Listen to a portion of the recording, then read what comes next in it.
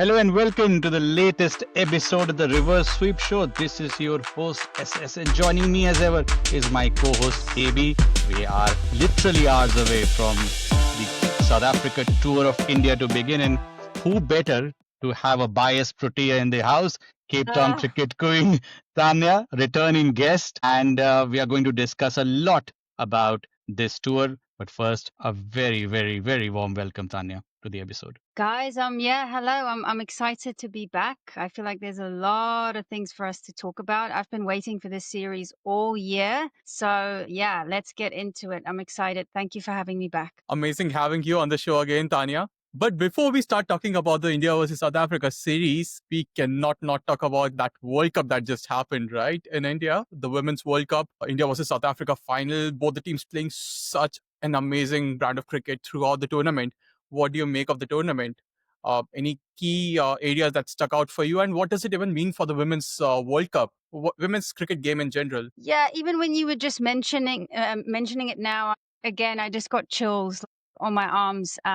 I just think like how this game, the women's game, how it's the growth has been exponential, right? I mean, if we look back 4, 6, 7, 8 years ago to how far it's come, Matali Raj speaking about all of these 300 plus scores, so it's grown immensely. And in terms of, I think, the final, like you said, I don't think a lot of people would have maybe said at the start of the tournament that it was going to be South Africa versus India. But obviously, all of us, we thought differently, right? Because this South African versus India thing, it's becoming a thing now, whether it's the men or the women's game. But yeah, what a final, guys, to have 185, what was it, million people tuning in to watch that game. I think for the women's game, I'm looking in terms of like sponsorships for a lot of these players, for young girls to sit there in the audience, whether you're a young South African or a young Indian or wherever you are in the world, to be a young girl and to realize, what, actually this could be a career for me. I just look at the South African women 5, 6 years ago. They had to have 2 or 3 jobs, and then they would play cricket alongside it. You look at Laura, how she was studying as well, because you were never quite assured that you can actually turn this into something that's going to pay you enough to live your life. So I think in terms of that, and yeah, I mean, the quality of cricket has been amazing. But yeah, if there's any more in depth that you want to know about that, but yeah, I think overall for the women's Yeah. game, it's huge, huge, huge, Yeah. huge. Quick timeout. If you are loving this dive into cricket's wild twists and turns, hit that like button and subscribe to the Reverse Sweep Show. And if you've got that one friend who can't stop talking about cricket, share this episode with them and bring them into the squad. It was an amazing tournament to also follow. The quality of cricket has definitely improved. I mean, a lot of kudos to the women out there who have upskilled. Also, a lot of tournaments happening around the world, a lot of professionalism brought. Some kudos also go to the cricket boards as well and the sponsors out there who have just bringing the game up. But yeah, just a quick thought also on Laura Woolford's story. I mean, fantastic knock of the ages in the semi-finals and a knock of ages in another way in the final as well, and fell short. And then you have got the clutch clerk Yeah, now. Uh, declared. what do Yeah, you, declared. yeah, what do you make of these players as well, and looking forward in South Africa's journey going further along the road in women's game? What do you make of that? Yeah, I mean, Laura is just, she's a beast, but she's a classy beast. I mean, just the way that she plays. I made a video about her after the World Cup saying that I'm absolutely 100% sure she's going to be my favorite cricketer ever. You just have that feeling with her that there is a World Cup waiting. It is coming. It is waiting. She is the right person, I feel, to do this for South Africa, the way that she leads her players as well. I'm incredibly proud of her. Look, this is going to sound weird, but even Meg Lanning, I don't think you're shocked to see Laura scoring Yeah. 400 plus runs in a World Cup, right? She's just that good. She's that consistent. Nadine, guys, I don't think anybody expected her to shine the way that she shone in this tournament. And that's no means of disrespect. We've all, on Cup, for example, has spoken many a times, about the quality and the potential and the talent. But this was the first time, I think, where we all saw it. As a bowler, I always thought she was fantastic, but as a batter, to see her a strike rate of 150, absolutely fantastic. And we have to also then go to somebody who dismissed both of those players in the World Cup final, Deepti Sharma.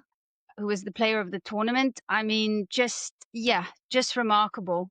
The quality from her, the runs that she scored throughout the tournament at the right moments, the wickets that she took. You know, I'm a big Sophie Eccleston fan, but you got to perform in these big moments. You got to perform in the big matches, and that's what Dipti Sharma was. And obviously, I'm super happy for Harmanpreet. I get emotional when I think about it for her because she's been through a lot, and for her to win this World Cup, and what a stroke of genius to give Shafali the Shafali the bloody ball. ball.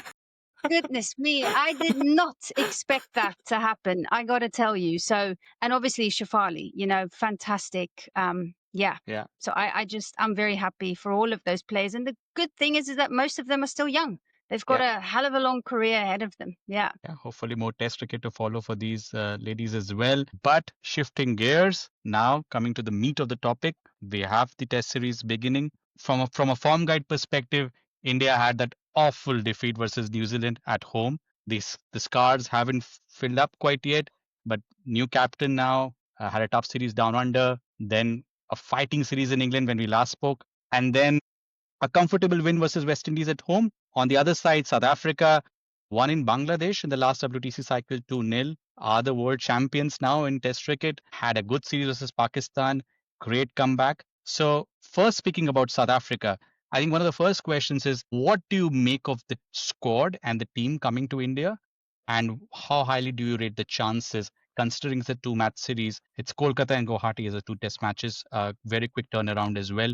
What do you make from a macro way about South Africa and their chances and the team that has come to India? I got to be honest. I know who you guys are supporting, and I also am a big fan of India. But I got to be honest. If there was ever a time for South Africa to beat India in India, I do feel like this is that moment. And I'm not saying that. I'm obviously not going to brag or be overconfident or whatever, because you never do that. It's still India in India. But firstly, I do feel like they all see it. We've seen Maharaj speak about it in the press. I think they all feel the moment that this is going to be a big moment, especially for him, Maharaj. I feel like almost his career leads up to moments like this, right? The squad, I think, is fantastic. Number two, I trust Shukri. I think he's Hmm. made such a difference. Shukri he works really well with the players. He understands the players. He understands where they come from, how hard they work. He understands conditions. So whichever 11 we're going to put out on the park, I guess we'll speak about that a bit later on, because there are some ifs for me, like if this player or that player. But I think the squad is very strong. We've got guys now who prove that they could play spin quite well. Yeah. Rickleton, Dezorzi, Mutusami, you know, very impressive how they played Yeah. spin, Stubbs' innings, and also our spin bowling. And then also, you know, with South Africa, we've got great fast bowlers. So, yeah, I think the squad looks very, very good. And I'm, not quietly confident, but feel like this is definitely a moment for them. Yeah, I mean, that is very similar to even what we were talking offline, that this is probably one of the best South African squads that has come to Indian shores in the last decade or so. The last time it was a 3-0 whitewash, and similar to Yeah. last time as well. But this time South Africa looks really good with all their spin bowlers coming into fray, and the way they performed in Pakistan. A lot more experience under the bag. So yeah, I totally agree on that. And when it comes to the Indian side, Tanya, what do you make of the Indian side? A team slightly in transition, or is it, given the performance that we had versus England in England and then versus West Indies? Shubhman Gill with the captaincy hat and the batting attack that we have. What do you make of the Indian side? Yeah, so interesting for me. The Indian side, okay, I feel like we probably shouldn't speak about Australia because it does feel like a completely whole new look, a whole new vibe, everything. But if we talk about England, you know, I feel like this Indian side, they do like playing with intent. They do like playing positive cricket. And my one friend sent me a stat the other day saying that the South African team, I don't know exactly what the stat is, but basically, in simple terms, we are the team that induces the most dot ball. I think out of 160 overs, Pakistan faced over 100 over dot balls, right? So that's Yeah. over 600 balls with dots. So if we can put that kind of pressure on India, it's all going to get really, really interesting, because then you look at guys like a Jaiswal, right? A Punt. How do they do when the dot balls start piling up, right? That's Yeah. maybe something that comes with experience, or does it come with, you know, that's just the type of player that you are. Dewald Brevis is a similar player. I get scared when those dot balls start building because I know he's going to do something. I liked what they did in England. I thought that there were, especially Shubhman Gill, there were quite a lot of gears to his game, which I think is going to be important when you face the big opposition. But you've got some serious match winners in there. They've been around the block for a while now, like a Jaiswal, Rishabh Pant versus Brevis's impact, I think, is going to be huge because either of those two can take the game away from the opposition. But yeah, again, that's why I feel it's 50-50. You know, I know New Zealand beat you guys 3-0, but the West Indies will give you confidence, and I think that series in England will also. And it's Yeah. still your home ground, right? But Yeah. yeah, I think you've got some serious match winners in there, and I haven't even spoken about your bowling, which is just through the roof as well. Hmm. Yeah. Yeah. Let's get into the storylines, Tanya. So one when any series happens in India is the word spin. Now, from a South African angle, you've got three spinners. I was just checking. Simon Harman, I had almost forgotten that he was part of the Oh, 2015 series and then he comes back in the four. Muthuswamy was absolutely pummeled in the 19 series, for lack of a better word, but now is now slowly coming and is now showing good progress, the bat as well. And then, even more surprising for me when I was watching the Pakistan series is Tony DeZorzi, Ryan Rickerton showing some kind of patience as well, playing the yeah. 3 hour knock or something. And Kyle Viran also is a decent player of spin as well. So, on both sides of it, now this with Indian spin, as you were mentioning, it's quite quality. How do you see this South African batting lineup versus Indian spin, keeping in mind that what we hear about the surface in Kolkata, it's not going to spin till it reaches Yeah. day 4 and day 5. So, what do you make of this contest and this storyline about spin? Firstly, let me throw a question back at you. How many spinners do you think India are going to pick, and who are those guys going to be? Because then Yeah, that'll make my question, just your yeah. opinion on that one. I think Jadeja and Washington Sundar definitely play. So Washi is now like a who like to like Yeah, replacement almost for he's Ashwin. been one of the men of the Yeah, moment for me for India, yeah. The wherever drift. in the world. Yeah, Yeah, he's such a threat. yeah. So the drift as well as the batting capabilities he bring, Jadeja of course plays. The third one is the one that is a bit doubtful whether they go for Kuldeep for a bit Kuldeep, more variety or they go again like to like with us with South Africa with a second slow left arm and a batting till number 10 in form of Aksar. But Akshar, yeah. I am going with Kuldeep. I think you need better spinners for better surfaces to pick wickets because these are not going to be turners that you can finish a game in two. So I will go for Aksar as a third. Kuldeep as Yeah, What even about you, even Lady? I also agree with that. I would actually love to see Kuldeep playing tests more regularly for India, and at home, I definitely want to see him play. I think Indian batters have been batting well, so that would give confidence to the team management as well to pick up a wicket-taking bowler instead of an extra batter, so as to say, or an all-rounder to extend the lineup. Plus, as I just mentioned, that these are going to be good wickets from what we hear. So picking up 20 wickets to win the match is actually going to be a very important part of it. So I would definitely want to see Kuldeep play. So it makes Jadeja, Washi, and Kuldeep the three spinners that I am looking at. Now Yeah, back at you, so Tanya. I mean, you guys know Kuldeep will be in my lineup anywhere in the world, all the time, on the yeah, moon, on the sun, wherever cricket is played, right? But I just cast my mind back to something that I've been quite vocal about with Gambhir always going very bat heavy. You know, you look at yeah, a surface like that one in Manchester. I mean, why do you have to pick an extra batter on there? Do you really not trust your top six? I do think that South Africa's bowling attack is really, really strong. So that also makes me think, is he going to go with that extra batting option? Because look, I think we saw with Pakistan as well, this South African team can cause collapses, this bowling attack. They really, really can. They can make things happen really fast. So yeah, I wonder. I do think this is something that we've been working on now. This spinning, what can I call it, prowess. I think back on yeah, our last SA20. Do you know how many of those pitches turned? So this is definitely something that's been developing quietly in South Africa, and I do feel like in terms of how we play spin, you know, India might also feel like that's maybe why they didn't choose such a rank turner, because yeah. when you play opposition with a good spin attack, it can backfire like it did against New Zealand, New Zealand, yeah. right?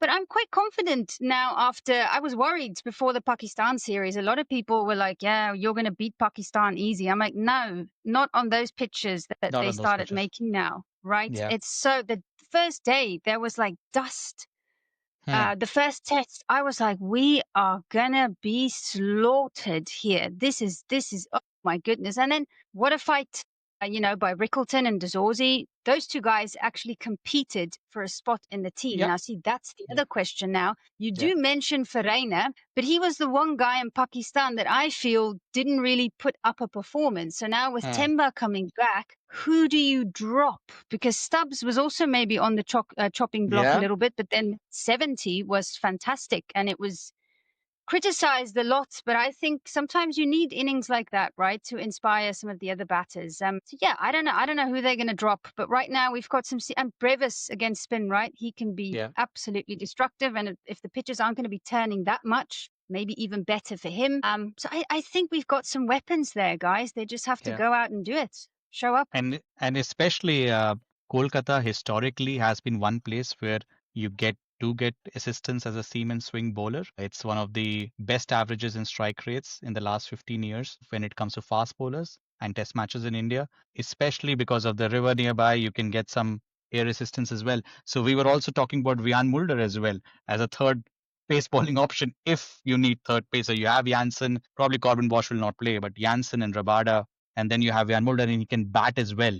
He's batted everywhere apparently in South African team now. And scored a triple century. Yeah. Who can forget that? Yeah, but now, Stubbs' best position is number 3. So I feel like there's been that little experimentation with bringing Vian in at 3. Look, I'm going to be honest with you. Vian's technique against the spinners in that first test match, it wasn't really anything to write home about. Mm-hmm. But maybe if the pitch doesn't really turn that much, maybe. Look, I'm a huge Corbin Bosch fan. As a supporter, you're always going to have your favorites. I just think that guy performs in any situation. He comes in and he puts up. I also think the bounce that he'll get, he's quite tall. He's also he'll probably be the quickest bowler on the park then. I don't even know if Nandre Berger is in the squad, but he would be a very interesting choice for me with how much he can get that ball to swing. And also maybe a bit of reverse swing, which has also been in the newspaper. Maybe that's on the cards. Yeah. I'm also a big fan of him. And then obviously you've got Janssen and Rabada. And then you guys, obviously Bumrah, and it would be Siraj, right? I mean, do you think the A match is going to have an effect as well? Because Kuldeep didn't get wickets in that second innings. Siraj was also, do you think that's going to have an effect on selection? I think with GG Ball, it is quite difficult to almost predict on what he's going to pick. But I think has to be two pacers, and then it will be because Nitish Kumar Reddy has been released already. So I think it should be Bumrah and Good Siraj. choice, I think. Yeah, Akashdeep could come in. I mean, but I would say Bumrah and Siraj are probably the ones that tried and tested. And Siraj did pretty well in England as well in the final test match. I think both of them played for sure. Yeah, He's I also been for think me so. the fast bowler of the last year, Siraj. He's been absolutely incredible. Sorry, AB, you were saying. No, I was just saying that I also agree that India would probably go with Bumrah and Siraj as the pace bowling options. Although you make a very good point that that India A was South Africa A match where South Africa scored 400 plus against Kuldeep, Siraj. 417. Yeah, 417. Interesting. Yeah, but I hope that does not impact the selection or even the performances in this series. Yeah, it's like you say with GG. I mean, like I said, that Manchester game, I don't understand why you need 9 batters on that pitch. Yeah. It makes no sense to me, right? And it also sends a message to the top 6 saying that, you know what, I don't really trust you guys. I think we remember. I think. Yeah, I remember when we spoke and recorded our episode, it was almost the start of day 4 on the 4 test match. And we were saying it could go 4-1, sorry, 3-1 to or 4-1 to England. It finished very differently. It finished 2-2. And I was saying that if it finishes that way, Gigi will lose his job. He has done exceptionally well in white ball cricket, but not so much in red ball. He has survived, gets another crack. I think another home loss, he's gone. But hopefully it is not this series. But one thing I also wanted to talk about, and I've just put it in my notes as well over here, is this going to be a very high likelihood of Dhruv Jurel playing as well. And you've got Sai Sudarshan as well. So we're moving and transitioning away after trying few players in the middle order. What do you look and think about these guys, Jurel and Sai Sudarshan? Have you looked enough at them? What do you think about India's middle order? Yeah, look, I've been also quite vocal about this, but I'm quite a fan of Sai Sudarshan. I think he's made for Test cricket. Something that I said the other day, Is that the issue for me right now with the Indian team is people aren't getting a lot of time to prove themselves, right? It's in and out, because we saw that little short stint with Karunayar there, and a lot of people are saying that this also might be it for Sai Sudarshan if he doesn't have a good series. So I just feel like it's just a bit strange for me, where I feel like you need to give players at least a year when it comes to Test cricket, right? You can't just give them 2 or 3 months, because this is an incredibly tough format. And you've been playing really good opposition. It's not as if you've been playing against the 11th or 12th best team in the world. You've been playing against Australia, against England. Now you're going to play against South Africa, right? That loss was against New Zealand. And Dhruv Jurel, I'm also a big fan of him, right? I think he's got, number one, the right temperament. Number two, I think he's a better wicketkeeper than Pant. Maybe that's a bit of a controversial statement. I still think you can have both of them in your team. I think you should have both of them in your team. But yeah, he's one of those guys, you can tell he works really hard, Dhruv Jurel. And like I said, temperament in Test cricket is everything. And he's got a lot of that. So yeah, I mean, the talks are that he's in. So Yeah, excited yeah. to see him play. Yeah.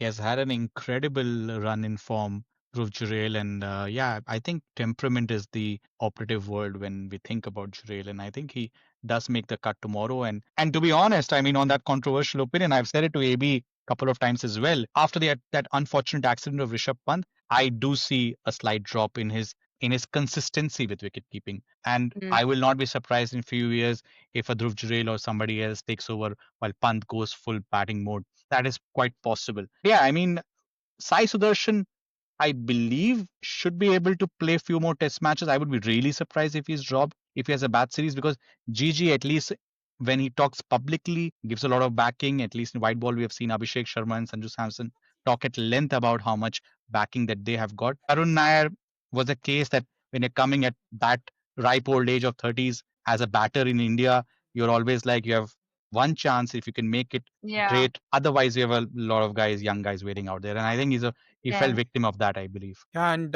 when you talk about Dhruv Jurel having an amazing run of form, I was just reading a statistic. Last 8 first-class matches that he played, he has scored, or last 8 innings, he has gotten 4 centuries in those. So he has been in amazing form. And Sai And so, Sudarshan, yeah, the turnaround as well with runs is amazing. yeah, absolutely. Yeah. And with Sai Sudarshan, India has always had those pure number 3 players, Rahul Dravid, Pujara for the longest period of time, and now we are seeing that vacuum come in. I really hope that Sai Sudarshan can own that spot up now that he has been given so many chances.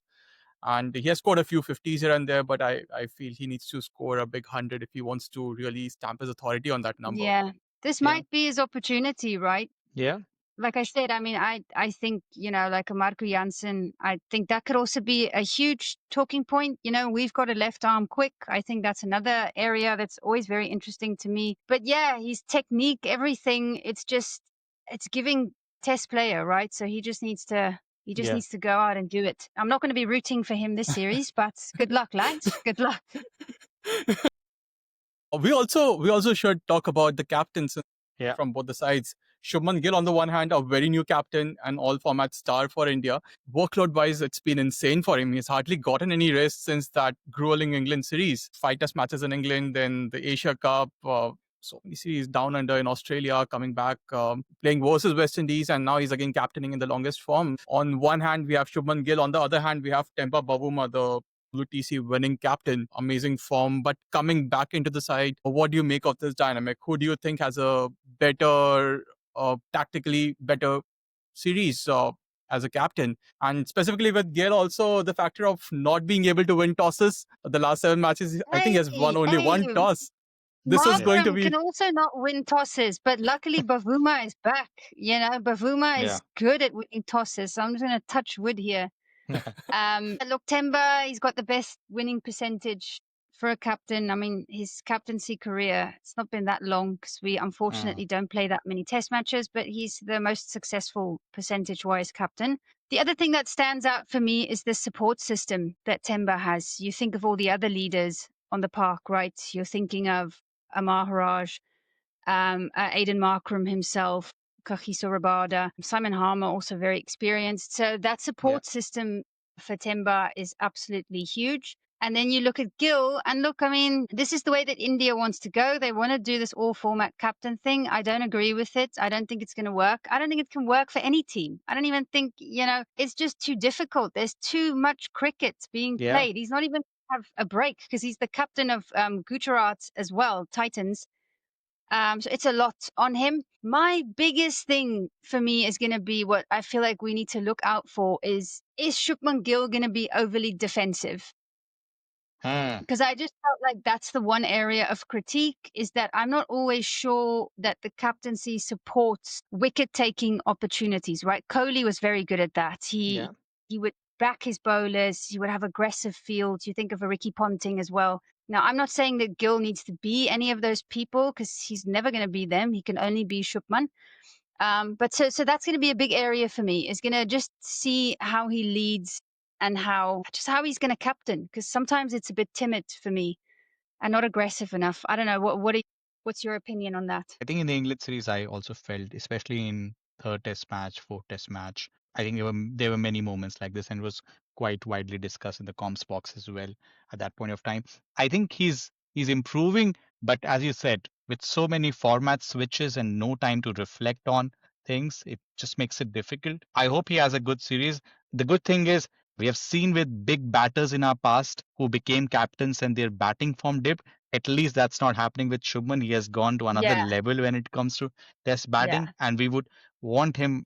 I know AB's question was about captaincy, but I do feel that Gill with the bat in hand will be a huge difference maker and has to play really well in order to make a difference. I mean, that's the more important thing. If he puts runs on the board, that gives him enough confidence to make the right decisions even on the field, I believe. And honestly, before the England series, I mean, I thought that Gill would be a very timid captain. But we saw in the series that, with specifically with a few of the altercations that they had with the English The side, we handshake saw the gate. handshake gate, and even before that, when Jack Crawley was just biding time towards the end of the day. Yeah, to Yeah. Bumrah's final over.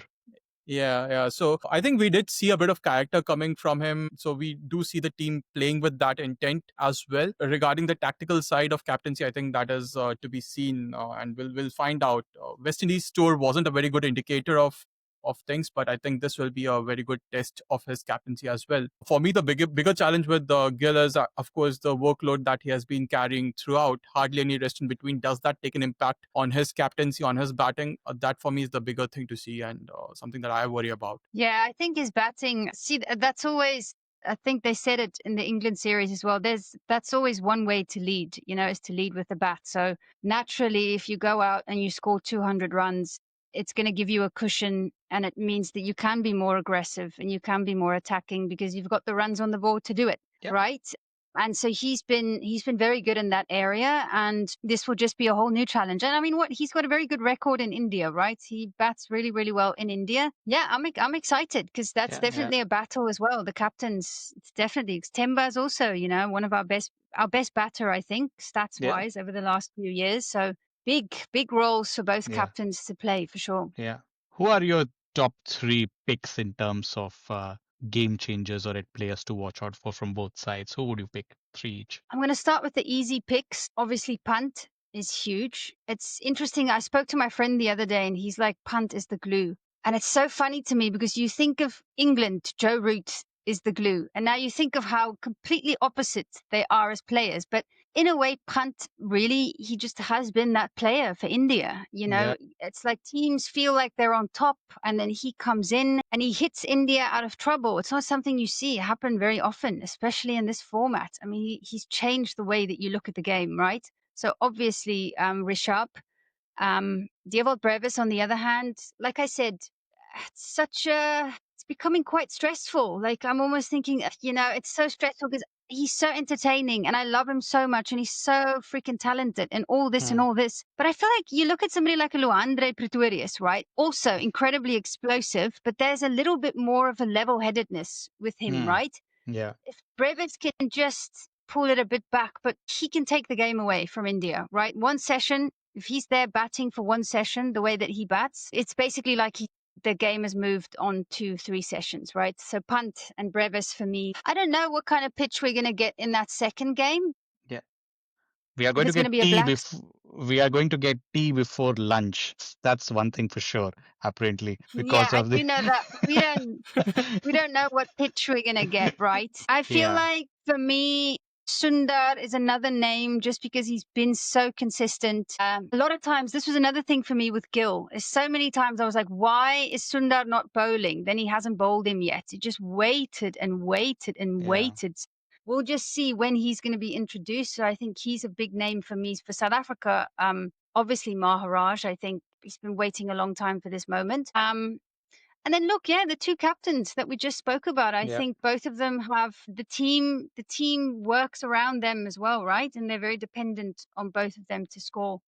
yeah, And then I'll just throw in an extra one. I think obviously Bumrah versus Rabada is it's the two best, yeah, test bowlers in the world. So obviously, yeah, yeah. that. What about you guys? What do you think? I will do some hipster ones. I go with Rickerton. I want to see him bat against Bumrah, and then if spin comes on. And on the point of Washi, I mean, I've always noticed this. It's always a third spinner, whoever is the designated third spinner, it always suffers. They always get under bowled. I've never seen a situation where, because if there are three spinners bowling a lot, that means as a team you have allowed the batters to make too many runs or have batted too many overs. So probably a function of that. And Washi, unfortunately, in those situations, becomes a third. That's the thing. If Aksar plays, it's almost like Washi is the second spinner. But when if Kuldeep Mm. and Jadeja both play, it's like your off spinner is becoming the third spinner, which is a bit weird when it happens.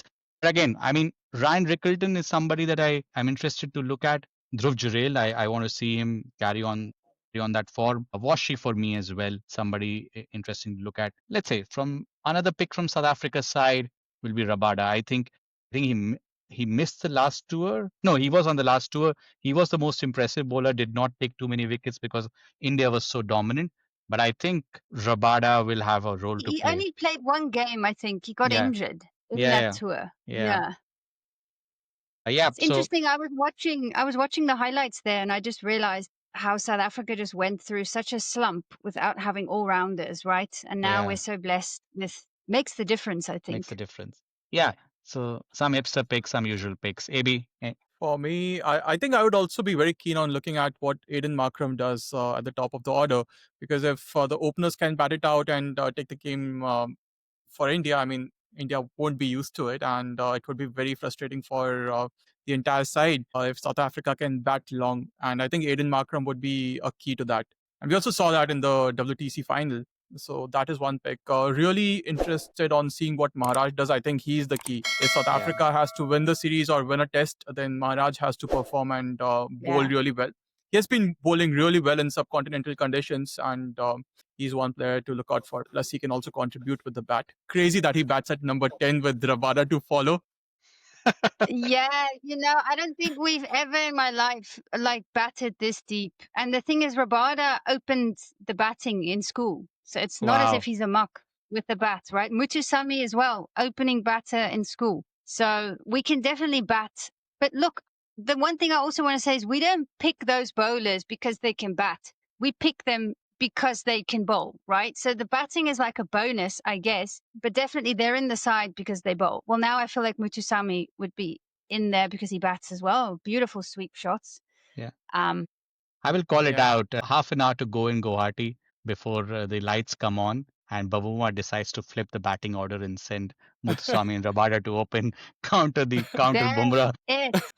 Now, see, that was something that upset me so much in Pakistan was I don't remember which day it was, but it was like 20 minutes or 30 minutes left, and they send in Dewald Brevis, and I'm like, he's going to lose his wicket now. How some coaches just don't like the night owl thing, the night Yeah, yeah, watchman thing. yeah. I could have bet my house on the fact that I knew he was going to lose his wicket. Like, you save him for the next morning, he would have ripped through Pakistan. So this whole thing about night watchmen, I'm a big fan of it. I feel Yeah. like it's very important.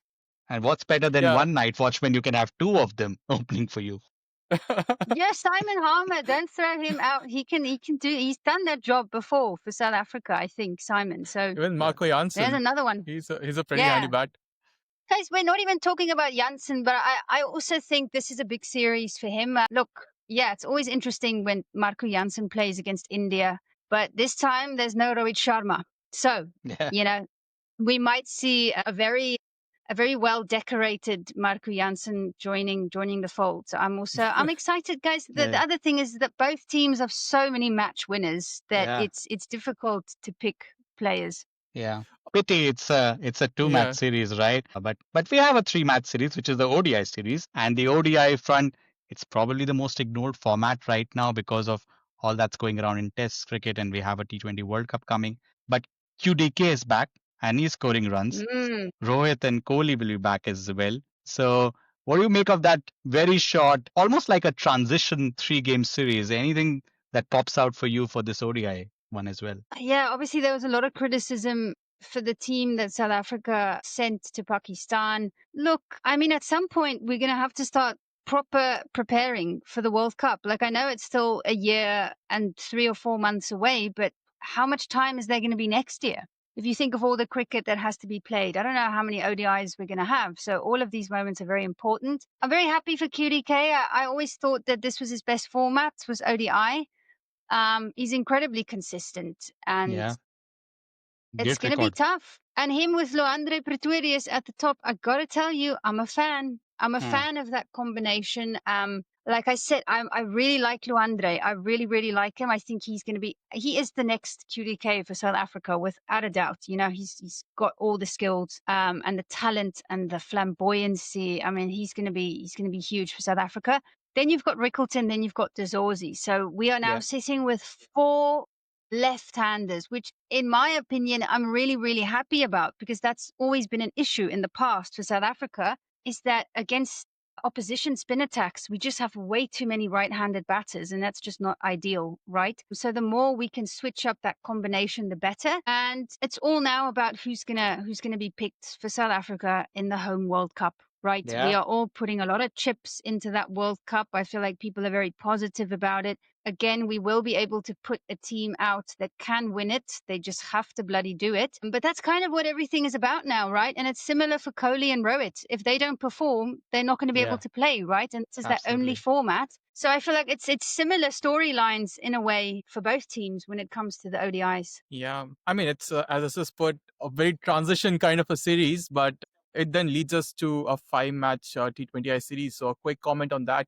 specifically because the upcoming T20I World Cup is also going to be in India. How big a tournament is this for South Africa when it comes to leading into the World Cup? The 2 finalists. Two finalists, yeah, who can forget? Could be the 2 finalists again. There's every chance in the world. Because right now, for me, I'm looking at Australia, for example, and the injuries just happening left and right. And you have to also look at the fact that a lot of their star bowlers, they're reaching that point now, aren't they? Where within a few years from now, or even sooner than that, who knows? So when it comes to, I think, selection and quality and talent, I do think that South Africa and India are the 2 best teams. I hope that we're going to see that in the matches. I hope that it's going to be fireworks.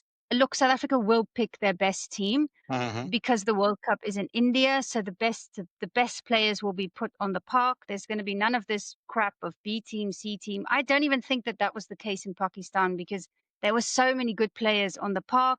Any of them can walk into the first team. So that's not an excuse for me. Look, I think the crowd is going to be amazing. It's going to be a little taster, I think, a little appetizer before the World Cup for sure. And you're going to be able to see how for South Africa, how do we line up against the best team in the world, right?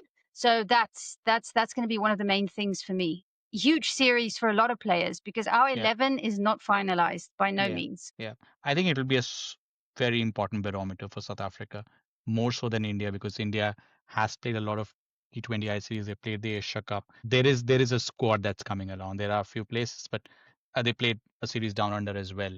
And I believe that will be really entertaining, this series as well. And I'm just looking forward from an Indian perspective to see, can we carry on the momentum? We are winning series after series in T20. Have we peaked too early? Are we picking at the right time? Is there still a runway to go? That's what I'm looking at.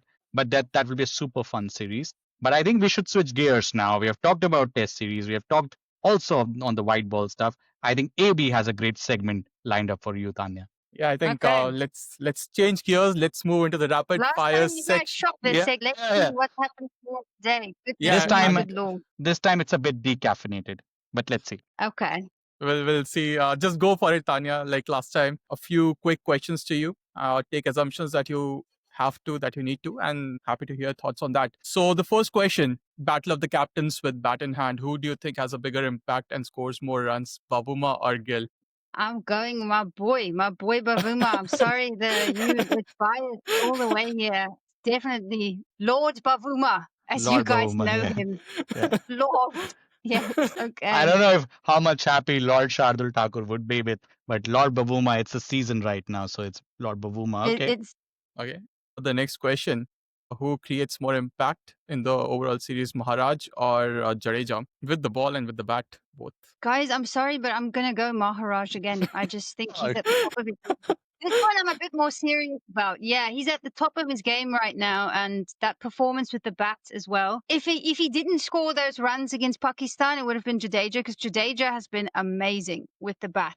We all know how great he is with the ball, but he's been so good with the bat. This one is very hard to call, actually, but I'm going to go with Maharaj. You guys can also join the game So to I even would it out. say Jadeja because he's 3D. He'll pick a couple of catches, get a run out in as well. So I think Oh Jadeja. yeah, yeah. If you bring in the fielding as well, sure, because Yeah. he's probably your best fielder, even still Right. at that age. Yeah, he is. All right. I will Okay. also go with Jadeja. He has what like he's in the top 5 run getters of the year right now.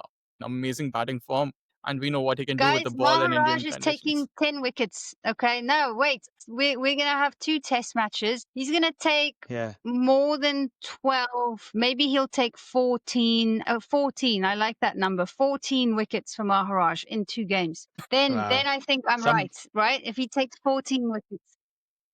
And if South Africa wins at least one test, for sure. Yeah, well, yeah, then he'll have to bloody take those wickets, right? Yeah. Okay, now moving on to the third question. Who will end up having a better test career, Dhruv Jurel or Devil Brevis? A better test career. How old is Dhruv? He's what, Is he late 20? 20s? yeah, I think mid.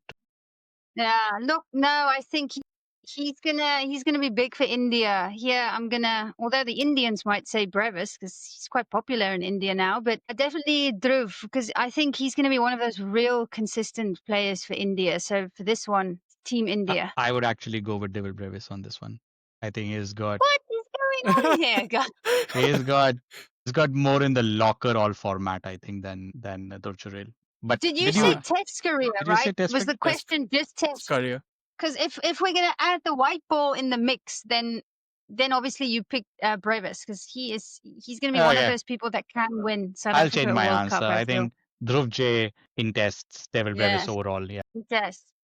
Me as well. I would also go with Dhruv Jurel. I think he's more suited to test cricket than Devil Brevis. Although we saw what Sehwag did, we all thought that he'd be more suited to white ball, but he did so exceptionally well in test cricket. This is really close Look, to the call, same by the with way. Punt. The same with Punt, It's right? the same Punt with Yeah. Punt. is playing that bloody game in Test cricket. So who knows? The thing with me with Dewalt is I just need to see a little bit more consistency with him, Hmm. right? But I feel like that will come with time. But I just think we need to give it to Dhruv, because he's just, yeah, he looks like somebody with a solid career ahead of them. Okay, so the next one, series predictions for all 3 formats, tests, ODIs, and T20Is. Oh, okay. Okay, I'm going to go big on the tests. I'm not being overconfident because I know that's what people are saying, but I just feel like 2-0 South Africa. I know that's crazy. I've already checked. Yeah, That's like it's the crazy. It's crazy. And I look, I've already checked because I always like to see what the bookies are saying, yeah. and it's India overwhelming favorites, and I don't think the odds should be that high. But anyway, look, I just feel like people are still underestimating us. I think as a test team, even after everything that we've done, and that could count in our favor as well. So Hmm. yeah, 2-0 the tests. I just feel this Pakistan series was great preparation. Remember, New Zealand went and lost in Sri Lanka before they came and beat India in India. So it helps when you've got a little bit of preparation in the subcontinent. So let's hope it's the same for South Africa. The ODI series, 2-1 South Africa. T20 series, I almost want to say 4-1 India. I don't know why. I just feel like you guys are so dominant in that. Yeah. And I don't want it to be 4-1. I hope they surprise me. But I mean, yeah, from the bowling. Well, unless Gambhir doesn't pick players that I like, for example, Arshdeep Singh, which is a very high possibility, then we could move to a 3-2 territory. But yeah, I'm just going to go and say India 4-1. So Yeah. I just feel like Klaasen is gone now, and I didn't want it to hurt South Africa and Miller as well. He's been injured for months now. So there's a lot of gaps that we need to fill, right? Yeah. But let's see. There could be a Brevis special. He loves playing in India. Yeah. I think on the T20 Yeah. front, you're quite accurate. Like, it could be 3-1, 4-1, something like that. One match gets Yeah. rained off or something, but I think India wins. ODI 2-1 to India, I would say. Tests, actually, after listening to a lot of conversation with you today, I will go with 1-1, actually. 1-0. Yeah, that's not a bad shout. Yeah, I I I think. also think it can be a 1-1 test series, although I think India go in as favorites. Yeah. But South Africa can sneak in a match, I Clearly. think, if their tail wags and they can keep the Indians in the field and frustrate them out. I think they can pull off a match. In ODIs, I think it could be either of the two scenarios. It It could could be 2-1. 2-1 either way, Yeah, I feel. 2-1. Yeah, it can. And T20s, I think India are the kind of team that they have. It's been a complete juggernaut of a team. They have been steamrolling oppositions across the world right now.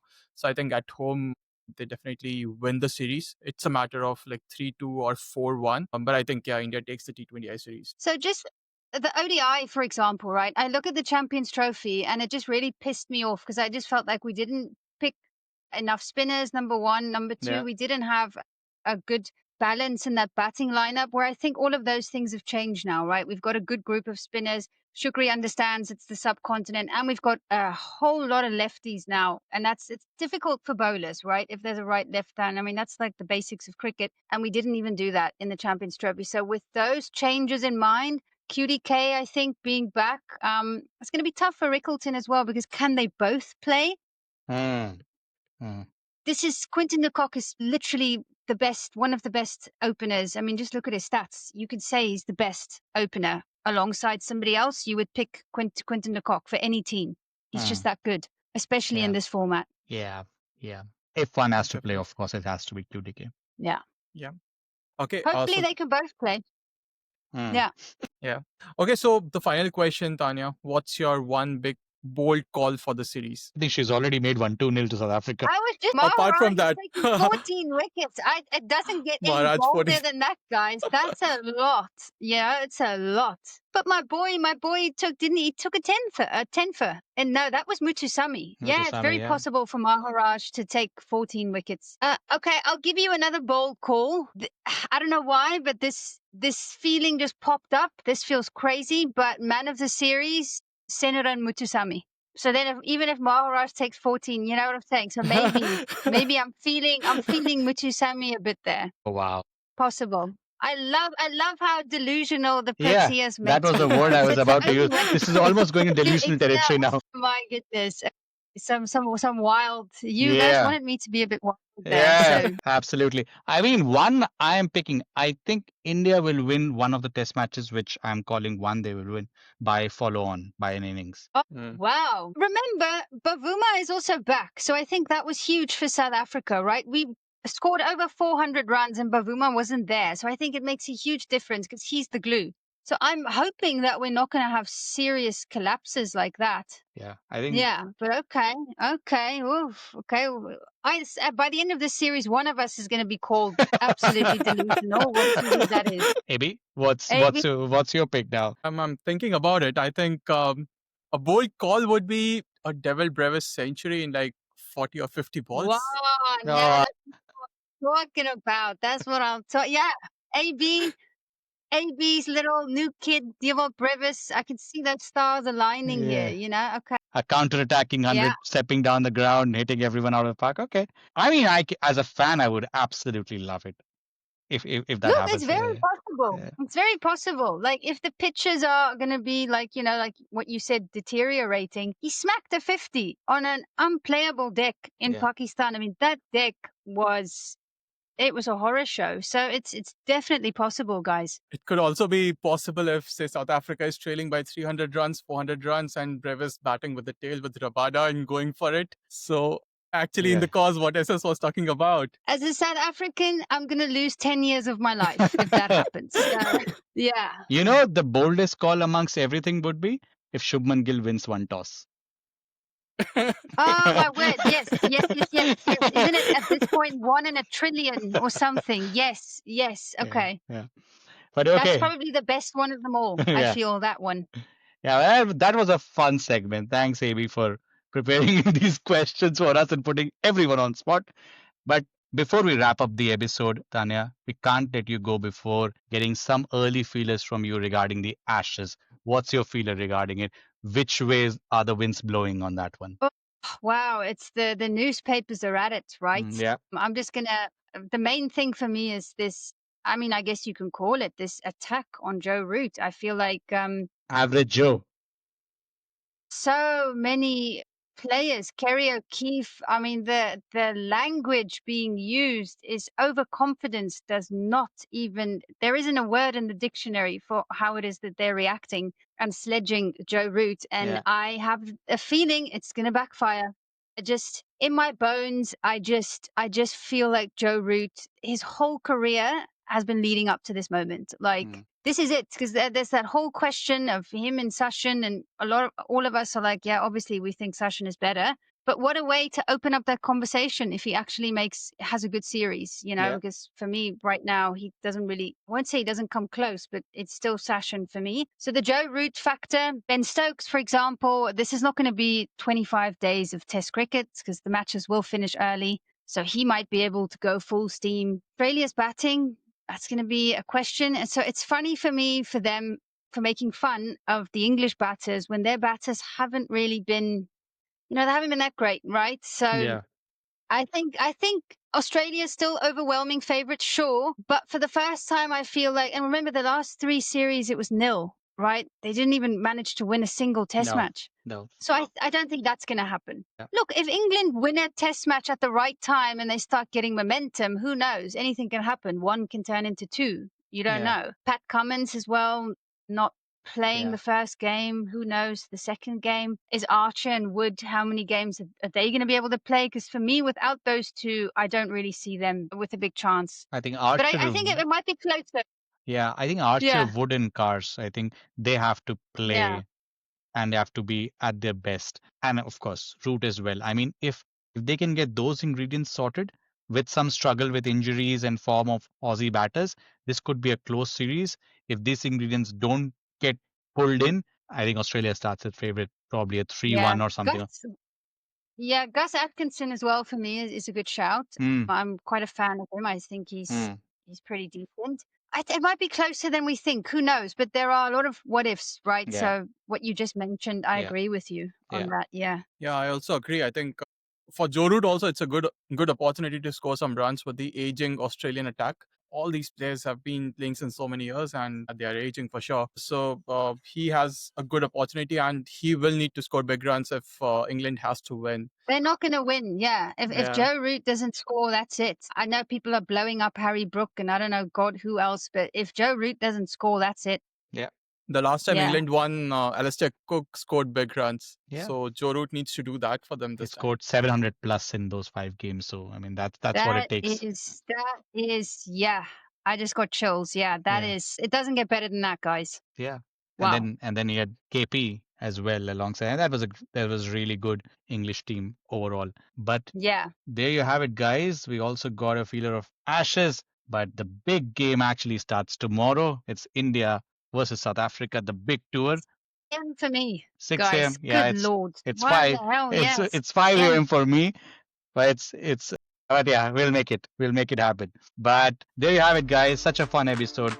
Great sport, Tanya, for being on the show. We publish every week. A lot of clips coming out of this one. Keep following us on YouTube and Instagram. Tanya's handle will be in the show notes. And thank you for tuning in. See you next week. Bye-bye.